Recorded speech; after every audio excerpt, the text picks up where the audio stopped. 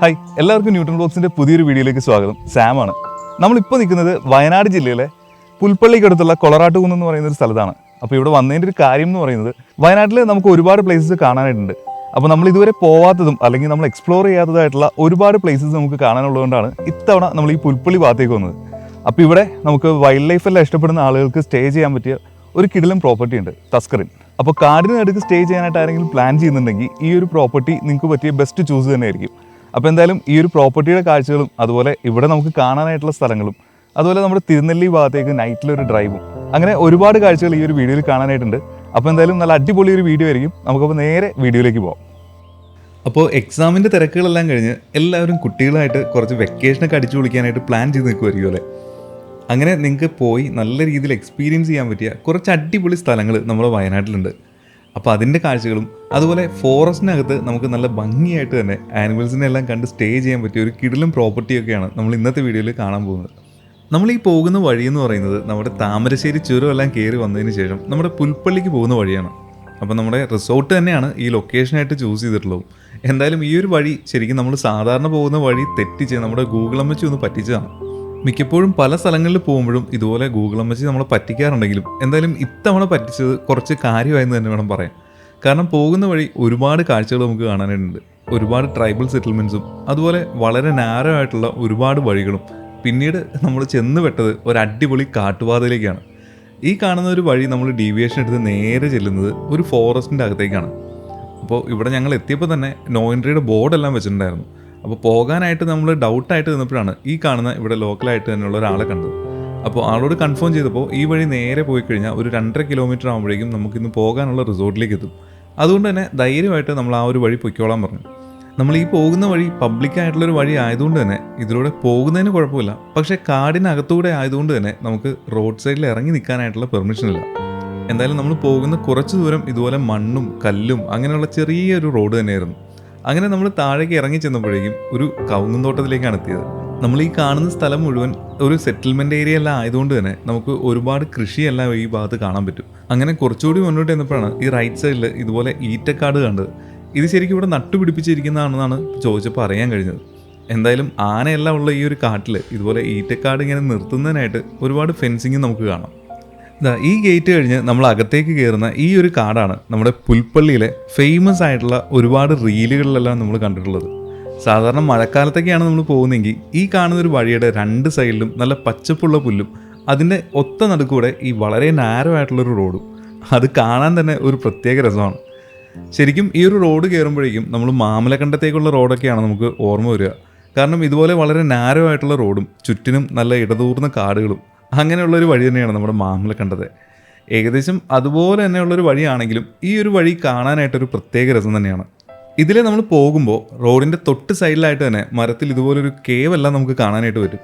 പക്ഷേ റോഡിൽ ഇറങ്ങാനായിട്ടുള്ള പെർമിഷൻ ഇല്ലാത്തതുകൊണ്ട് തന്നെ നമ്മളെന്തായാലും ഇറങ്ങാനായിട്ട് നിൽക്കുന്നില്ല. ഇതൊരു ഫോറസ്റ്റ് റോഡ് ആയതുകൊണ്ട് തന്നെ നമ്മൾ ഇതിലേ പോകുമ്പോൾ വളരെ സ്ലോയിൽ തന്നെ പോവുക. കാരണം ഏത് അനിമൽസും നമ്മുടെ ഫ്രണ്ടിൽ വന്ന് ചാടാനായിട്ടുള്ള ചാൻസ് വളരെ കൂടുതലാണ്. പിന്നെ ഈ വഴിയുടെ സൈഡിലെല്ലാം പുല്ലെല്ലാം വെട്ടി നിർത്തിയിരിക്കുന്നതുകൊണ്ട് തന്നെ കുറച്ച് ദൂരെ നിന്ന് ഇതുപോലെ അനിമൽസ് എന്തെങ്കിലും വരികയാണെങ്കിൽ പോലും നമുക്ക് പെട്ടെന്ന് തന്നെ കാണാൻ പറ്റും. പക്ഷേ ഇതുപോലെ ഓപ്പോസിറ്റ് ഒരു വണ്ടി എങ്ങാനും വന്നു കഴിഞ്ഞാൽ നമുക്ക് ഒതുക്കാനായിട്ടുള്ള സ്പേസും ഇല്ല. ഈ പോകുന്ന വഴിക്ക് ഈ കാണുന്ന ചെക്ക് പോസ്റ്റ് കഴിഞ്ഞാൽ പിന്നെ ഉള്ളതെല്ലാം റെസിഡൻഷ്യൽ ഏരിയ ആണ്. അപ്പോൾ എന്തായാലും ഇപ്പോൾ റിസോർട്ടിൽ ചെക്ക് ഇൻ ചെയ്യാതെ നമ്മൾ നേരെ പോകുന്നത് നമ്മുടെ കുറുവ ദ്വീപിലേക്കാണ്. നമ്മൾ കഴിഞ്ഞ തവണ വയനാട് വന്നപ്പോൾ കുറുവ ദ്വീപിൽ പോകാനായിട്ട് പ്ലാൻ ഉണ്ടായിരുന്നു. പക്ഷേ അവിടെ ചെന്നപ്പോഴേക്കും ടൈമിങ്ങിൻ്റെ ഒരു പ്രശ്നം കാരണം നമുക്ക് കയറാൻ പറ്റിയില്ല. എന്തായാലും മെയിൻ റോഡിൽ നിന്ന് ഈ കാണുന്ന ഒരു ഡീവിയേഷൻ എടുത്തിട്ടാണ് നമ്മൾ കുറുവ ദ്വീപിലേക്ക് പോകുന്നത്. കഴിഞ്ഞ തവണ നമ്മൾ വന്നപ്പോൾ ഈ കാണുന്ന വഴി ആയിരുന്നില്ല നമ്മൾ ടിക്കറ്റ് കൗണ്ടറിലേക്ക് പോയത്. അതിൻ്റെ ഒരു റീസൺ എന്ന് പറയുന്നത് ഇവിടെ 2 സ്ഥലത്ത് നിന്ന് നമുക്ക് കുറുവ ദ്വീപിലേക്ക് പോകാനായിട്ട് പറ്റും. നമ്മളിപ്പോൾ പോകുന്ന വഴി പോവുകയാണെങ്കിൽ നമുക്ക് ഫോറസ്റ്റ് ഡിപ്പാർട്ട്മെൻറ്റ് അവിടെ നിന്ന് ടിക്കറ്റ് എടുത്തിട്ട് കുറുവ ദ്വീപിലേക്ക് പോകാം. നേരെ മറിച്ച് മറ്റൊരു ടിക്കറ്റ് കൗണ്ടർ എന്ന് പറയുന്നത് DTPCയുടെ ആണ്. 2 സ്ഥലത്ത് നിന്നും ഏകദേശം 260 ആളുകളെ മാത്രമാണ് ഒരു ദിവസം കുറുവ ദ്വീപിനകത്തേക്ക് കടത്തിവിടും.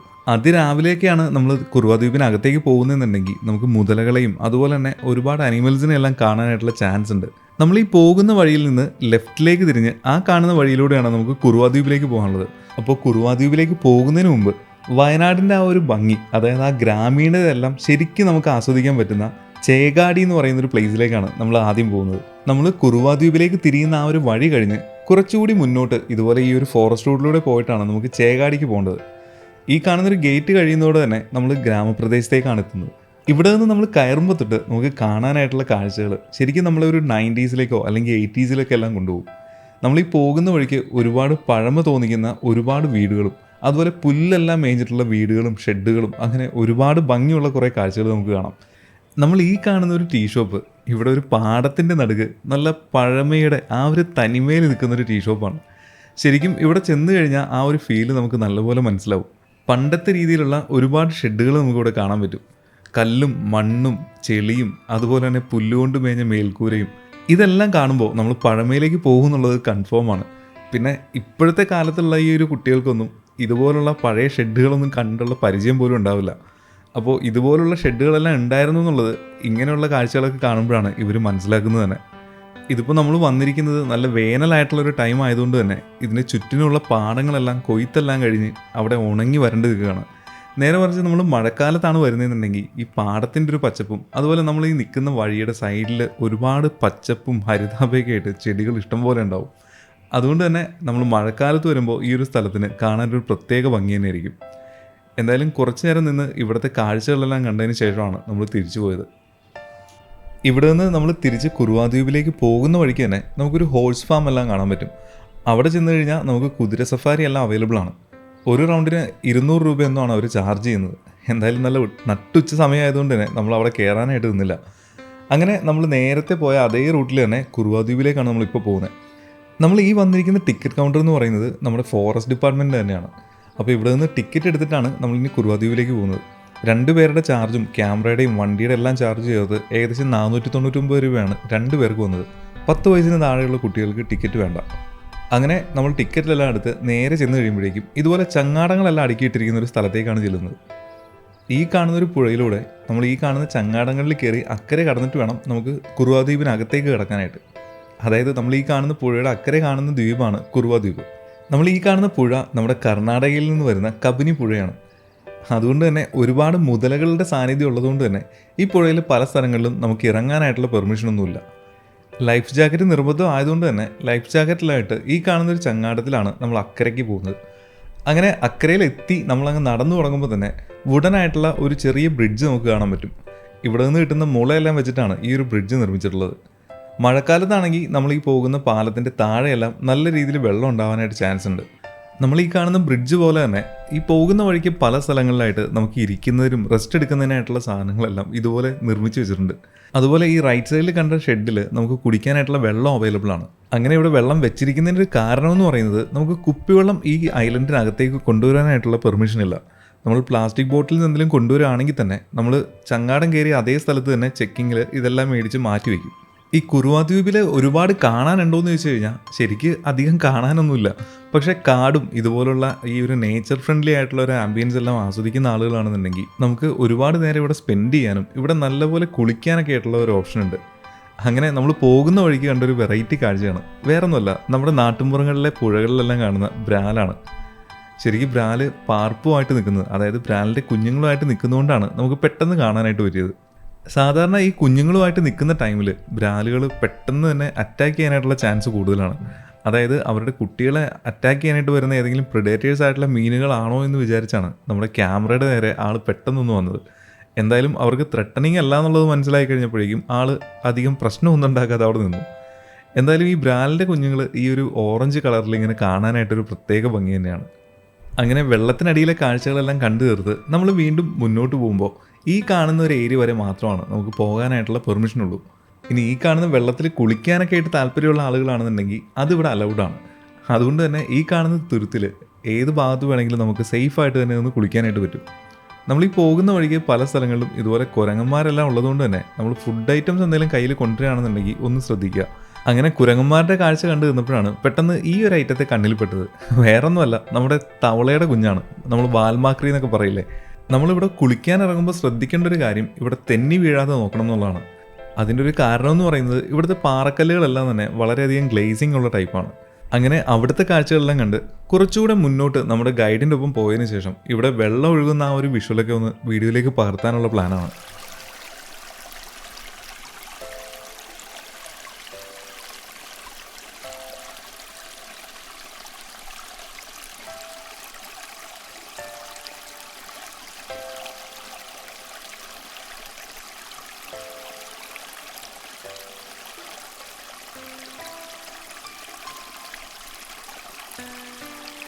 അങ്ങനെ വെള്ളം ഒഴുകുന്ന കാഴ്ചകളെല്ലാം കണ്ടതിന് ശേഷം നമ്മൾ തിരിച്ചിനി നമ്മുടെ റിസോർട്ടിലേക്ക് പോകാനായിട്ടുള്ള പ്ലാനാണ്. ഈ റിസോർട്ടിലേക്ക് പോകുന്ന വഴിയും കംപ്ലീറ്റ് ആയിട്ട് കാടായതുകൊണ്ട് തന്നെ വലുതും ചെറുതുമായിട്ടുള്ള ഒരുവിധം എല്ലാ ആനിമൽസിനെയും നമുക്ക് കാണാനായിട്ടുള്ള ചാൻസ് ഉണ്ട്.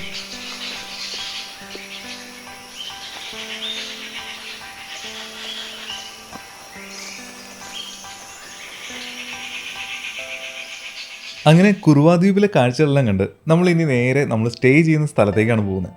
നമ്മൾ ഈ പോകുന്ന വഴി കംപ്ലീറ്റ് ആയിട്ട് കാടായതുകൊണ്ട് തന്നെ നമുക്ക് പോകുന്ന വഴിക്ക് കിട്ടിയ ഫസ്റ്റ് സൈറ്റിംഗ് എന്ന് പറയുന്നത് ഈ കാണുന്ന മലയണ്ണാനാണ്. നമ്മൾ ഇങ്ങോട്ട് വന്ന ടൈമിലും ചിലപ്പോൾ മലയണ്ണാനോ കുരങ്ങോ ഒക്കെ ആയിട്ട് പല സ്ഥലങ്ങളിലും ഇരുന്നിട്ടുണ്ടാവാം. പക്ഷേ നമ്മൾ വലിയ അനിമൽസിനെ മാത്രം നോക്കി വരുന്നതുകൊണ്ട് തന്നെ ഇങ്ങനെയുള്ള അനിമൽസിനെ എല്ലാം നമുക്ക് കാണാനായിട്ടുള്ള ചാൻസ് വളരെ കുറവാണ്. എന്തായാലും ആൾ മരത്തിൻ്റെ മുകളിൽ ഒരു കൂടിനകത്തേക്കാണ് ഈ തലയിടുന്നതെന്നാണ് തോന്നുന്നത്. ഒരുപക്ഷെ ആളുടെ കുട്ടികളെല്ലാം ആ ഒരു കൂടിനകത്ത് കാണാനായിട്ടുള്ള ചാൻസും ഉണ്ട്. സാധാരണ ഈ മലയണ്ണാൻ കൂട് വയ്ക്കുന്നത് ഇതുപോലെ നല്ല ഹൈറ്റുള്ള മരങ്ങളുടെ ടോപ്പിലായിട്ടാണ്. പക്ഷേ കൂട് സാധാരണ ഉണ്ടാക്കുന്നതാണ് കാണാറുള്ളത്. ഇത് എന്തായാലും ആ ഒരു മരത്തിൻ്റെ പൊത്തിനകത്തേക്കാണ് ആൾ തലയിടുന്നത്. അതുകൊണ്ട് തന്നെ ശരിക്കും അത് കൂടാണോ അതോ ഇനി വേറെന്തെങ്കിലും ആണോ എന്നുള്ളതും കൃത്യമായിട്ട് അറിയില്ല. അങ്ങനെ മലയണ്ണാൻ്റെ കാഴ്ചകളെല്ലാം കണ്ടു നിന്നപ്പോഴാണ് തൊട്ടടുത്ത് ഇലക്ട്രിക് ലൈനിൽ ഇതുപോലൊരു ബേർഡ് ഇരിക്കുന്നത് കണ്ടത്. വേറെ ഒന്നുമല്ല, നമ്മുടെ ഇന്ത്യൻ റോളർ എന്ന് പറയുന്നൊരു ബേർഡാണ്. മലയാളത്തിൽ പറഞ്ഞ പനങ്കാക്ക. ഇവരുടെ ഈ തൂവലിൻ്റെ കളറും ആ ഒരു കളർ കോമ്പിനേഷനും ഇതെല്ലാം കൂടി വരുമ്പോൾ ഇവരെ കാണാനായിട്ട് തന്നെ ഒരു പ്രത്യേക രസമാണ്. അങ്ങനെ പനങ്കാക്കയുടെ കാഴ്ചകളെല്ലാം കണ്ട് നമ്മൾ വീണ്ടും നമ്മുടെ യാത്ര കണ്ടിന്യൂ ചെയ്യുകയാണ്. അങ്ങനെ നമ്മുടെ ഫോറസ്റ്റ് റോഡെല്ലാം വിട്ട് നമ്മുടെ മെയിൻ റോഡിലേക്ക് വന്നപ്പോൾ തന്നെ നമ്മൾ പോകുന്ന അതേ ഡയറക്ഷനിൽ തന്നെ നല്ല മഴക്കാറും കാണുന്നുണ്ട്. എന്തായാലും ഈ മഴക്കാറുള്ള ഒരു ടൈമിൽ ഈ ഒരു വിഷ്വൽ കാണാനും ഒരു പ്രത്യേക രസം തന്നെയാണ്. ചെറിയൊരു മഴയും ഒരു കോടയെല്ലാം ഉണ്ടായിരുന്നെങ്കിൽ ഈ ഒരു യാത്രയുടെ ഫീല് തന്നെ അങ്ങ് മാറിയാനെ.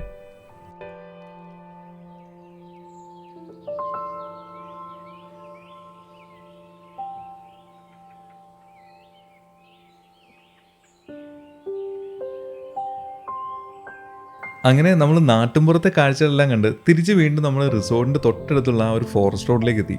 നമ്മൾ ഗൂഗിൾ മാപ്പ് നോക്കി വന്നതുകൊണ്ട് തന്നെ എവിടെയാണ് വണ്ടി നിർത്തേണ്ടതെന്നുള്ളതൊരു കൺഫ്യൂഷൻ തന്നെയായിരുന്നു. എന്തായാലും നമ്മൾ അകത്തേക്ക് കയറി പോയപ്പോൾ തന്നെ നമുക്ക് ഫസ്റ്റ് കിട്ടിയ ഒരു സൈറ്റിംഗ് എന്ന് പറയുന്നത് ഈ കാണുന്നൊരു കാട്ടുപന്നിയാണ്. നമ്മുടെ വണ്ടി വരുന്നത് കണ്ടപ്പോൾ തന്നെ ആൾ ഓടി. അതിൻ്റെ തൊട്ടടുത്ത് തന്നെയുള്ള മരത്തിൽ നോക്കിയപ്പോൾ ഒരു മലയണ്ണാനും ചാടി കിടക്കുന്നുണ്ട്. അങ്ങനെ ആൾ ചാടി കിടന്ന് എന്തോ ഒരു കായെല്ലാം പറിച്ച് വളരെ സമാധാനത്തിൽ ഇങ്ങനെ തല കീഴായിട്ടിരുന്ന് ഭക്ഷണവും കഴിക്കുന്നുണ്ട്. ഇതിനു മുമ്പും പലതവണ ഈ മലയണ്ണാൻ ഇങ്ങനെ ഫുഡ് കഴിക്കുന്നതിൻ്റെ വിഷ്വൽ നമുക്ക് കിട്ടിയിട്ടുണ്ട്. അപ്പോഴൊക്കെ നമുക്ക് കാണാൻ പറ്റിയിട്ടുള്ളത് ഇതുപോലെ തല കീഴായിട്ട് കിടന്നാണ് ഇവർ ഭക്ഷണം കഴിക്കുന്നത്.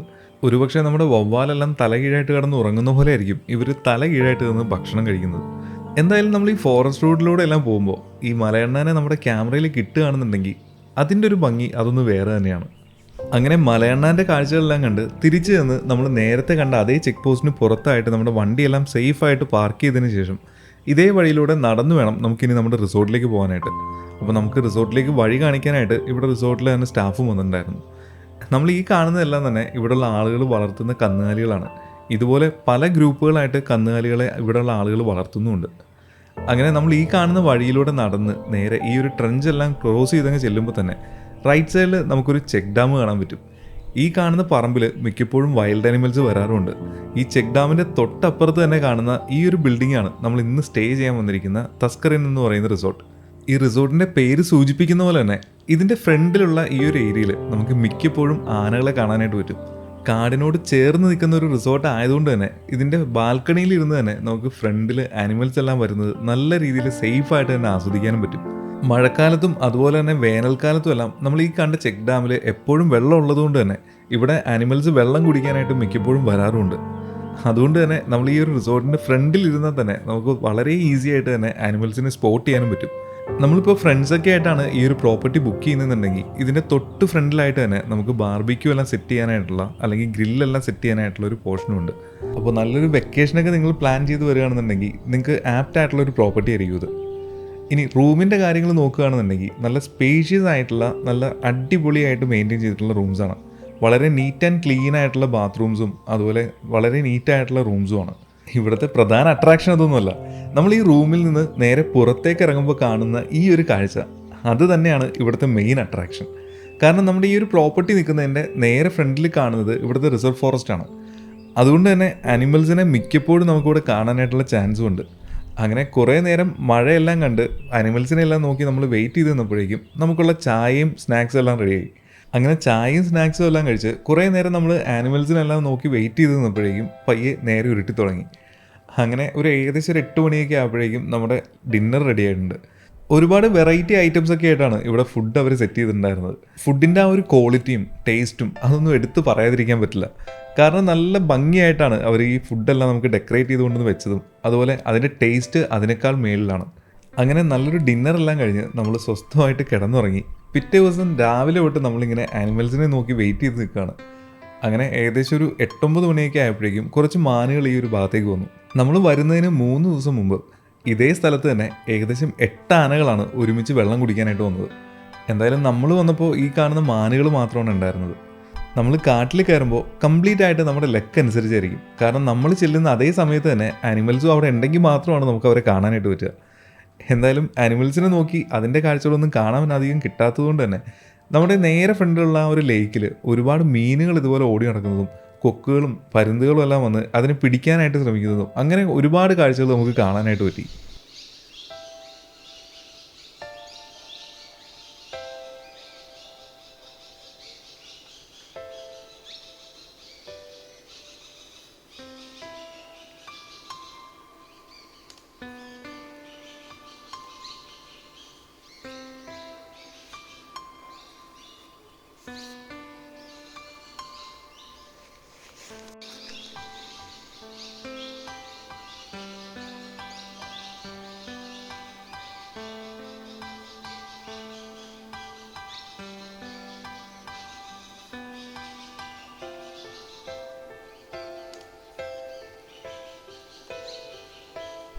അങ്ങനെ വാട്ടർ ബേർഡ്സിൻ്റെ കാഴ്ചകളെല്ലാം കണ്ടതിന് ശേഷം നമ്മൾ നെക്സ്റ്റ് പോയത് ഇവിടെ തൊട്ടടുത്തുള്ളൊരു ശിവക്ഷേത്രത്തിലേക്കാണ്.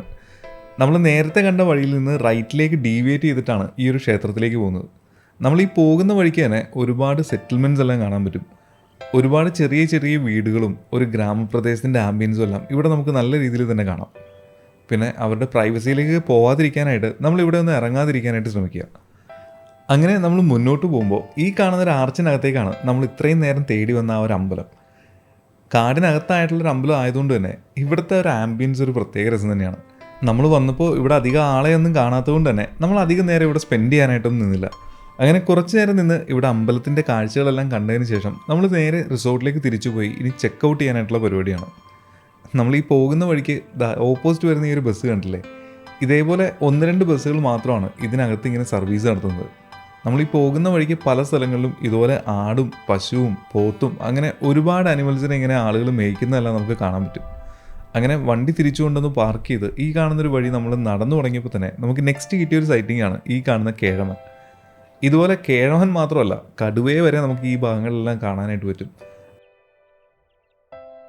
അങ്ങനെ കുറച്ച് നേരം കേഴമാൻ്റെ കാഴ്ചകളെല്ലാം കണ്ട് നമ്മൾ നേരെ നമ്മുടെ റിസോർട്ടിലേക്ക് നിന്ന് ഇനി ചെക്കൗട്ട് ചെയ്യാനായിട്ടുള്ള പരിപാടിയാണ്. അപ്പോൾ നമ്മൾ തസ്കരനിൽ നിന്ന് ചെക്കൗട്ട് ചെയ്യാനായിട്ട് നിൽക്കുകയാണ്. അപ്പോൾ നമുക്ക് നല്ല അടിപൊളിയായിട്ട് ഫുഡ് പ്രിപ്പയർ ചെയ്ത് തന്ന ഒരാൾ ആദ്യം നമുക്ക് കാണാം. ചേട്ടൻ്റെ പേര് പറഞ്ഞേ? നിസാർ. അപ്പോൾ ചേട്ടൻ നേരത്തെ ഗൾഫിലൊക്കെ ആയിരുന്നു. അപ്പോൾ അത് കഴിഞ്ഞിട്ട് ഇപ്പോൾ ഇവിടെ വന്നിട്ട് ഇപ്പോൾ 3 മാസമായി. അപ്പോൾ ചേട്ടൻ പ്രിപ്പയർ ചെയ്ത ഫുഡൊന്നും പ്രത്യേകിച്ച് എടുത്തു പറയേണ്ട കാര്യമില്ല, നല്ല അടിപൊളി ടേസ്റ്റ് ആയിരുന്നു. വീഡിയോയിൽ ഇന്നലെ നിങ്ങൾ കണ്ടിട്ടുണ്ടല്ലോ.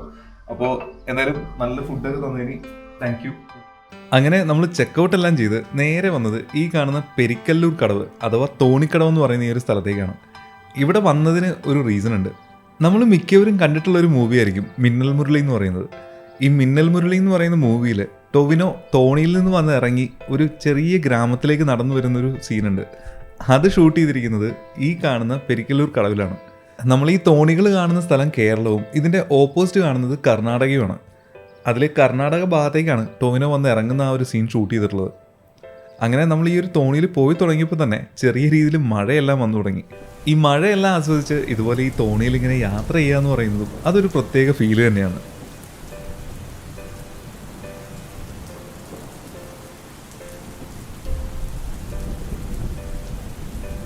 ഇവിടെ വന്നു കഴിയുമ്പോൾ നമുക്ക് വഞ്ചി എടുക്കുന്നതിനായിട്ട് 2 ഓപ്ഷൻ ഉണ്ട്. നമ്മളിന്ന് ചൂസ് ചെയ്തിരിക്കുന്നത് ഇൻഡിവിജ്വലായിട്ട് നമുക്ക് വേണ്ടി മാത്രമായിട്ട് ഈ ഒരു വള്ളം എടുത്തതാണ്. അത് 300 രൂപ കൊടുക്കുകയാണെന്നുണ്ടെങ്കിൽ നമുക്ക് നമ്മുടെ ഇഷ്ടത്തിന് ഇതുപോലൊരു വള്ളമായിട്ട് കുറച്ച് നേരം ഇതിലേക്ക് ഇറങ്ങി അക്കരെയെല്ലാം പോയി തിരിച്ചു വരാം. നേരെ മറിച്ച് നമുക്ക് ജസ്റ്റ് ഒന്ന് ക്രോസ് ചെയ്താൽ മാത്രം മതി എന്നുണ്ടെങ്കിൽ 10 രൂപ കൊടുത്തു കഴിഞ്ഞാൽ നമുക്ക് കടത്ത് വഴി അക്കരെ പോകാനും തിരിച്ച് 10 രൂപ കൊടുത്തു കഴിഞ്ഞാൽ ഇക്കരെ വരാനും പറ്റും. എന്തായാലും ഈ പുഴയിലൂടെ കുറച്ച് ദൂരം ഇങ്ങനെ കറങ്ങിയെല്ലാം നടന്നതിന് ശേഷമാണ് നമ്മൾ അക്കരയ്ക്ക് പോയത്.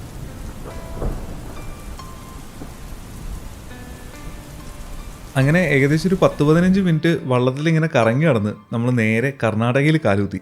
ഇവിടെ നിന്ന് നമ്മൾ നടന്നു തുടങ്ങുമ്പോൾ തന്നെ പഴമയെ ഓർമ്മിപ്പിക്കുന്ന രീതിയിലുള്ള ഒരുപാട് ഷോപ്സും ഹോട്ടൽസും എല്ലാം നമുക്ക് കാണാനായിട്ട് പറ്റും.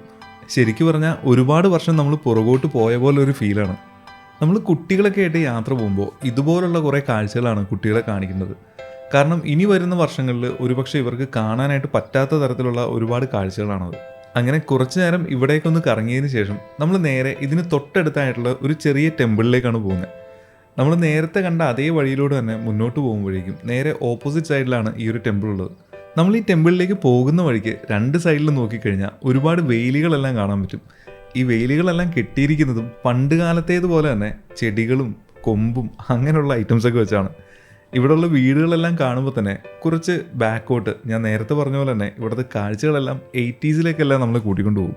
അപ്പോൾ ഈ കാണുന്നതാണ് നമ്മൾ നോക്കി വന്ന ടെമ്പിൾ. അങ്ങനെ കുറച്ച് നേരം നിന്ന് ആ ടെമ്പിളിലെ കാഴ്ചകളെല്ലാം കണ്ട് അവിടെ കുട്ടികൾ മാങ്ങ എറിയുന്നതെല്ലാം നോക്കി നിന്ന് അവിടെ നിന്ന് ടാറ്റ പറഞ്ഞ് ഇനി നമ്മൾ നേരെ തിരിച്ച് നമ്മുടെ കേരളത്തിലേക്ക് തന്നെ പോകാൻ പോവാണ്.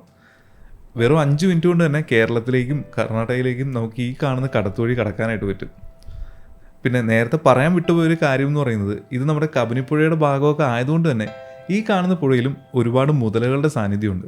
മുതലകളല്ല, ശരിക്കും ചീങ്കണ്ണികളാണ്. അങ്ങനെ ഈ പുഴയിലെ കാഴ്ചകളെല്ലാം കണ്ട് ഇവിടുത്തെ ഒരു വഞ്ചിയാത്രയെല്ലാം നല്ല രീതിയിൽ തന്നെ എൻജോയ് ചെയ്തതിന് ശേഷം നമ്മൾ ഇനി നേരെ പോകുന്നത് തിരുനെല്ലി ടെമ്പിളിലേക്കാണ്. അപ്പോൾ നെക്സ്റ്റ് ഡേ അതിരാവിലെ നമ്മൾ ടെമ്പിളിലേക്ക് പോകുന്നതായതുകൊണ്ട് തന്നെ ഒരു ജീപ്പ് ഹയർ ചെയ്തിട്ടാണ് പോകുന്നത്. കാരണം പോകുന്ന വഴിക്ക് നമുക്ക് ഒരുപാട് അനിമൽസിനെ കാണാനായിട്ട് ചാൻസ് ഉള്ളതുകൊണ്ട് തന്നെ നമ്മൾ ഫാമിലി ആയിട്ടെല്ലാം പോകുമ്പോൾ ജീപ്പ് തന്നെയാണ് സേഫ്. അങ്ങനെ നമ്മൾ ഈ ഒരു യാത്ര സ്റ്റാർട്ട് ചെയ്തപ്പോൾ തന്നെ നമുക്ക് ഫസ്റ്റ് കിട്ടിയ ഒരു സൈറ്റിംഗ് എന്ന് പറയുന്നത് കുറച്ച് മാനുകളായിരുന്നു. നമ്മൾ ഈ പോകുന്ന റൂട്ടിൽ കംപ്ലീറ്റ് ആയിട്ട് ഇതുപോലെ പല സ്ഥലങ്ങളിലും മാനുകളെ കാണാനായിട്ട് പറ്റും. ഇതുപോലെ കോമൺ ആയിട്ട് കിട്ടുന്നതുകൊണ്ട് തന്നെ നമ്മൾ അധികം നേരം വീഡിയോയിലേക്ക് പകർത്താനും നിന്നില്ല. അങ്ങനെ മാനുകളുടെ കാഴ്ചകളെല്ലാം കണ്ട് നമ്മൾ വീണ്ടും നമ്മുടെ യാത്ര കണ്ടിന്യൂ ചെയ്യുകയാണ്. അങ്ങനെ മുന്നോട്ട് പോയപ്പോൾ നമുക്ക് നെക്സ്റ്റ് കിട്ടിയ ഒരു സൈറ്റിംഗ് എന്ന് പറയുന്നത് വേറൊന്നുമല്ല, ഒരു കൂട്ടം ആനകളായിരുന്നു. നമ്മൾ ഈ തിരുനെല്ലിക്ക് പോകുന്ന വഴിക്ക് മിക്ക സ്ഥലങ്ങളിലും നമുക്ക് ഇതുപോലെ ആനകളെ കാണാനായിട്ട് പറ്റും. നമ്മൾ ഈ കാണുന്നൊരു കൂട്ടം റോട്ടിൽ നിന്ന് കുറച്ച് അകത്തേക്ക് നിൽക്കുന്നതുകൊണ്ട് തന്നെ ഏകദേശം 6-7 എണ്ണമാണ് ആ ഒരു കൂട്ടത്തിലുള്ളതെന്നുള്ളത് മനസ്സിലാവുന്നുണ്ട്. പക്ഷേ കൃത്യമായിട്ട് എത്രയാണെന്നുള്ളത് അറിയുമില്ല.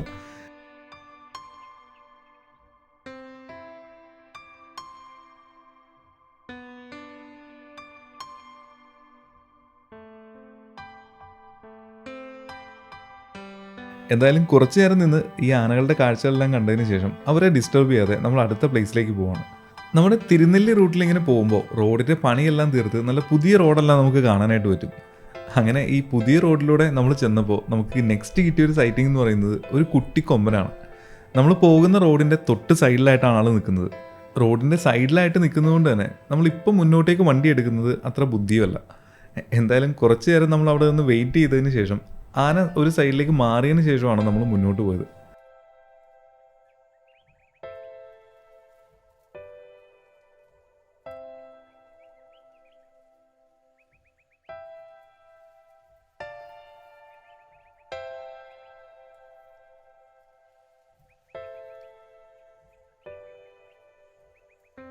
അങ്ങനെ കുട്ടിക്കൊമ്പൻ്റെ കാഴ്ചകളെല്ലാം കണ്ട് നമ്മൾ വീണ്ടും നമ്മുടെ യാത്ര കണ്ടിന്യൂ ചെയ്യുകയാണ്. അങ്ങനെ തിരുനെല്ലി അമ്പലത്തിലേക്കുള്ള യാത്രയിൽ നമുക്ക് നെക്സ്റ്റ് കിട്ടിയൊരു സൈറ്റിംഗ് എന്ന് പറയുന്നത് ഒരു മ്ലാവായിരുന്നു. സാധാരണ ഇവിടെ മിക്കപ്പോഴും മാനുകളെയാണ് കാണാറുള്ളത്. വളരെ റെയറായിട്ട് മാത്രമാണ് നമുക്ക് മ്ലാവുകളെ കാണാൻ പറ്റുക. നമ്മുടെ വണ്ടിയുടെ തൊട്ട് മുമ്പിൽ ഓടുന്ന ഒരാളെ കണ്ടില്ലേ, വേറൊന്നുമല്ല, കാട്ടുമുയലാണ്. അങ്ങനെ നമ്മൾ മുന്നോട്ട് പോയപ്പോൾ നമുക്ക് നെക്സ്റ്റ് കിട്ടിയൊരു ഐറ്റം ഈ കിടക്കുന്ന കാട്ടിയാണ്. നമ്മൾ പോകുന്ന വഴിയുടെ തൊട്ട് സൈഡിലായിട്ട് തന്നെ ആൾ ഫുഡെല്ലാം കഴിച്ച് റെസ്റ്റ് എടുക്കുന്ന കാഴ്ചയാണ് നമ്മൾ ഈ കാണുന്നത്. എന്തായാലും ആളധികം ഡിസ്റ്റർബ് ചെയ്യാതെ നമ്മൾ വീണ്ടും മുന്നോട്ട് പോവുകയാണ്. അങ്ങനെ ഒരു വളവെല്ലാം വളഞ്ഞങ്ങ് ചെന്നപ്പോൾ നമ്മുടെ തൊട്ട് ഫ്രണ്ടിൽ ദേ നിൽക്കുന്നു അടുത്തൊരു കുട്ടിക്കൊമ്പൻ. നമ്മുടെ ഇന്നത്തെ യാത്രയിൽ 2ാമത്തെ കുട്ടിക്കൊമ്പനാണ്. ഇതിനു മുമ്പത്തെ നമ്മുടെ തിരുനെല്ലി നൈറ്റ് ഡ്രൈവിൻ്റെ ആ ഒരു വീഡിയോ കണ്ടിട്ടുള്ള ആളുകൾക്ക് മനസ്സിലാവും, ആനകളുടെ ചാകരയായിരുന്നു അന്നത്തെ ആ ഒരു വീഡിയോയിൽ. നമ്മുടെ നേരെ ആനകൾ ഓടി വരുന്നതും ആനകൾ വഴിമുടക്കി നിൽക്കുന്നതും അങ്ങനെ ഒരുപാട് വെറൈറ്റി ആയിട്ടുള്ള അടിപൊളി കുറേ കാഴ്ചകളുണ്ടായിരുന്നു അന്നത്തെ വീഡിയോയിൽ. ആ വീഡിയോ ആരെങ്കിലും കാണാത്തവരുണ്ടെങ്കിൽ അതിൻ്റെ ലിങ്ക് ഞാൻ എന്തായാലും ഈ വീഡിയോയുടെ ഡിസ്ക്രിപ്ഷനിൽ കൊടുത്തേക്കാം. അപ്പോൾ കാടിനകത്തെ രാത്രിയിലെ കാഴ്ചകൾ കാണാനായിട്ട് ഇഷ്ടപ്പെടുന്ന ആളുകളുണ്ടെങ്കിൽ ആ ഒരു വീഡിയോ ഒരു കാരണവശാലും മിസ് ചെയ്യരുത്. കാരണം ഇതുവരെ നമ്മൾ നൈറ്റ് പോയിട്ടുള്ളതിൽ വെച്ച് ഏറ്റവും കൂടുതൽ ആനിമൽസിനെ കിട്ടിയിട്ടുള്ളൊരു വീഡിയോ കൂടിയായിരുന്നു.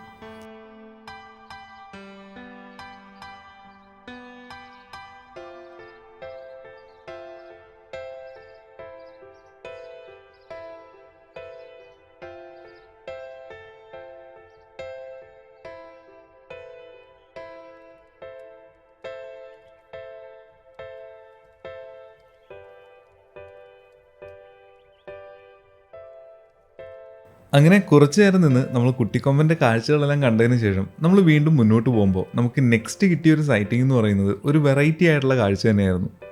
വേറൊന്നുമല്ല, ഈ കാണുന്ന ഒരു കുട്ടിയാന. ഞാൻ ഇനി പറയുന്ന കാര്യം എനിക്ക് മാത്രമാണോ അതോ നിങ്ങൾക്ക് തോന്നിയോ എന്നുള്ളത് പറയണേ.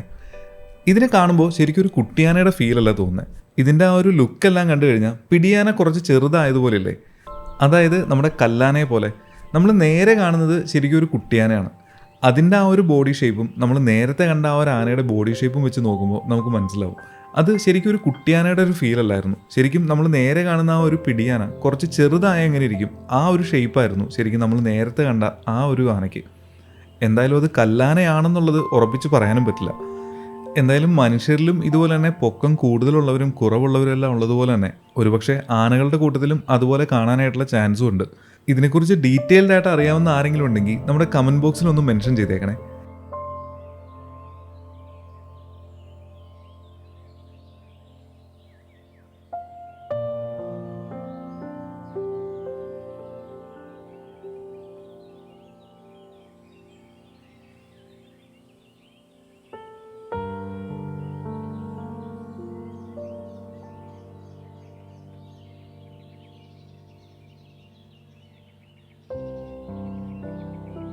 അങ്ങനെ ആനകൾ കുറച്ച് നേരം റോഡിൻ്റെ സെൻറ്ററായിട്ട് നിന്നെങ്കിലും കുറച്ച് കഴിഞ്ഞപ്പോൾ തന്നെ നമുക്ക് വഴി മാറി തന്നു. അങ്ങനെ നമ്മൾ വണ്ടി എടുത്ത് നേരെ മുന്നോട്ട് പോവുകയാണ്. അങ്ങനെ പോകുന്ന വഴിക്ക് നമുക്ക് നെക്സ്റ്റ് കിട്ടിയൊരു സൈറ്റിംഗ് എന്ന് പറയുന്നത് വീണ്ടും ഒരു അമ്മയാനയും ഒരു കുട്ടിയാനയുമാണ്. ഇതിലെ കുട്ടി കുറച്ചുകൂടി ചെറുതാണ്. പക്ഷേ റോട്ടിൽ നിന്ന് ഒരുപാട് അകത്തേക്കായിട്ട് നിൽക്കുന്നതുകൊണ്ട് തന്നെ നമുക്ക് അത്ര ഭംഗിയായിട്ട് അവരെ കാണാനും പറ്റുന്നുണ്ടായിരുന്നില്ല. എന്തായാലും ഇന്നത്തെ യാത്രയിൽ നമുക്ക് ഏറ്റവും ചെറിയ ആനയെ കിട്ടിയത് ഈ ഒരു കൂട്ടത്തിലായിരുന്നു. അങ്ങനെ ആനയുടെ കാഴ്ചകളെല്ലാം കണ്ട് നമ്മൾ വീണ്ടും മുന്നോട്ട് പോയപ്പോൾ നമുക്ക് നെക്സ്റ്റ് കിട്ടിയത് ഘടോൽക്കടിയനായിട്ടുള്ള ഒരു കാട്ടിയായിരുന്നു. മെയിലായിട്ടുള്ള ഒരു കിടിലൻ കാട്ടി. നമ്മൾ പോയ റോഡിൻ്റെ സൈഡിലാണ് ആൾ നിന്നെങ്കിൽ പോലും കുറച്ച് കഴിഞ്ഞപ്പോൾ തന്നെ ആൾ റോഡിലൂടെ ഇറങ്ങി ക്രോസ് ചെയ്യാനായിട്ട് തുടങ്ങി. ഇത് റോഡിലേക്ക് ഇറങ്ങിക്കഴിഞ്ഞപ്പോഴാണ് ഇതിൻ്റെ ആ ഒരു ഗാംഭീര്യവും അതിൻ്റെ ആ ഒരു ശരീരത്തിൻ്റെ ഭാരവും ഇതെല്ലാം നമുക്ക് വ്യക്തമായിട്ട് തന്നെ മനസ്സിലായത്. എന്തായാലും അധികം നേരം റോഡിൽ നിൽക്കാതെ ആൾ നേരെ കാടിനകത്തേക്ക് ഓടിപ്പോയി. കുറച്ച് നേരം നിന്ന് നമ്മൾ കാട്ടിയുടെ കാഴ്ചകളെല്ലാം കണ്ടതിന് ശേഷം നമ്മൾ നേരെ ഇനി തിരുനെല്ലി ടെമ്പിളിലേക്കാണ് പോകുന്നത്. അപ്പോൾ തിരുനെല്ലി ടെമ്പിളിലേക്ക് അതിരാവിലെയോ അല്ലെങ്കിൽ ലേറ്റ് ഈവനിങ്ങിലൊക്കെയാണ് നിങ്ങൾ പോകുന്നതെന്നുണ്ടെങ്കിൽ ഇതുപോലെ ഒരുപാട് ആനിമൽസ് റോഡിൽ ഉണ്ടാവാനായിട്ടുള്ള ചാൻസ് ഉണ്ട്. അതുകൊണ്ട് തന്നെ ഒരുപാട് സ്പീഡിലൊന്നും പോവാതിരിക്കുക, വളരെ സേഫായിട്ട് തന്നെ പോയി തിരിച്ചു വരിക. നമ്മൾ ഈ നേരെ കാണുന്നതാണ് നമ്മുടെ ടെമ്പിൾ. അപ്പോൾ എങ്ങനെയുണ്ട് നമ്മുടെ വയനാട്ടിലെ കാഴ്ചകൾ? വയനാട്ടിൽ നമുക്ക് ഇതല്ലാതെ ഒരുപാട് പ്ലേസസ് നമുക്ക് കാണാനായിട്ടുണ്ട്. പക്ഷേ മിക്ക സ്ഥലങ്ങളിലും നമുക്ക് ഈ ഒരു പെർമിഷൻ്റെ പ്രശ്നമൊക്കെ ഉള്ളതുകൊണ്ട് തന്നെ നമുക്ക് എല്ലാ സ്ഥലത്തേക്കൊന്നും അങ്ങനെ ഈസി ആയിട്ട് ആക്സസ് ചെയ്യാനായിട്ട് പറ്റില്ല. അപ്പോൾ ഈ സ്ഥലങ്ങളൊക്കെ കാണാനായിട്ട് ആരെങ്കിലും പ്ലാൻ ചെയ്യുന്നുണ്ടെങ്കിൽ നമ്മുടെ ഈ പ്രോപ്പർട്ടി നിങ്ങൾക്ക് ബുക്ക് ചെയ്യാനായിട്ടുള്ള നമ്പർ ഞാൻ വീഡിയോ ഡിസ്ക്രിപ്ഷനിൽ കൊടുത്തേക്കാം. അപ്പോൾ അവരെ വിളിച്ച് ബുക്ക് ചെയ്യണമെന്നുണ്ടെങ്കിൽ നിങ്ങൾക്ക് ഈ ഒരു സ്ഥലങ്ങളെല്ലാം കാണാനായിട്ട് പറ്റും. അതുപോലെ വയനാട് നല്ല രീതിയിൽ തന്നെ അതിൻ്റെ ഗ്രാമപ്രദേശങ്ങളെല്ലാം നിങ്ങൾക്ക് എക്സ്പീരിയൻസ് ചെയ്യാനായിട്ട് പറ്റും.